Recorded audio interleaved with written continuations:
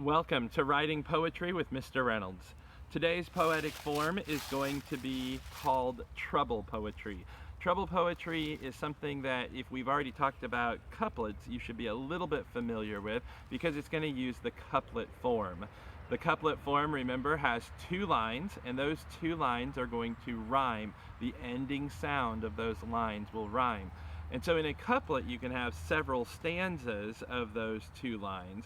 In a trouble poem, you're only going to have one stanza, so it's just going to be two lines long. Now there's two things that are going to happen in this poem. The first thing is going to be to tell a trouble or something that causes trouble or a common item that everybody sees, or you're giving some perceived problem.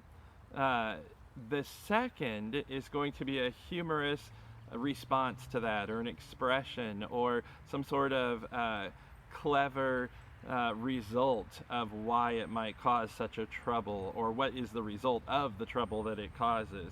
So that'll be the part that goes in with the second line. So let me give you a few of them that I have written here today, just this morning. It says, "The trouble with my math test is my answers aren't really the best."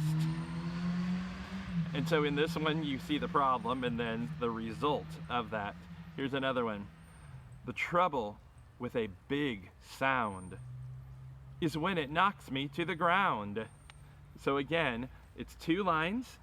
They rhyme at the end, that ound sign or sound, or the test, the est sound on the other one.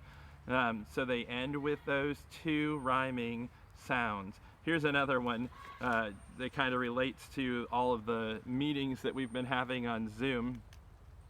It says, "One problem with a Zoom meeting is it sounds like sheep and goats bleating," the sound that they make when everybody's trying to talk at once.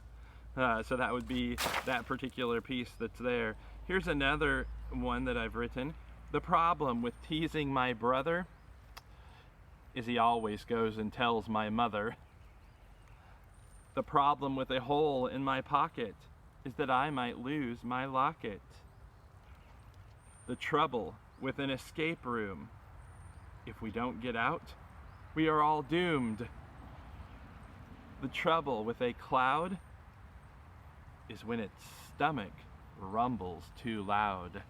So hopefully that created a word picture in your head on that last one in which you recognize, oh, he's talking about thunder. So you want to have something that you're familiar with that people can relate to. So I'm going to give you a few examples. You could use these examples in your writing if you would like to, or you could come up with some other things of your own. So here's one. "The trouble with losing my tooth." And then you have to come up with the next line.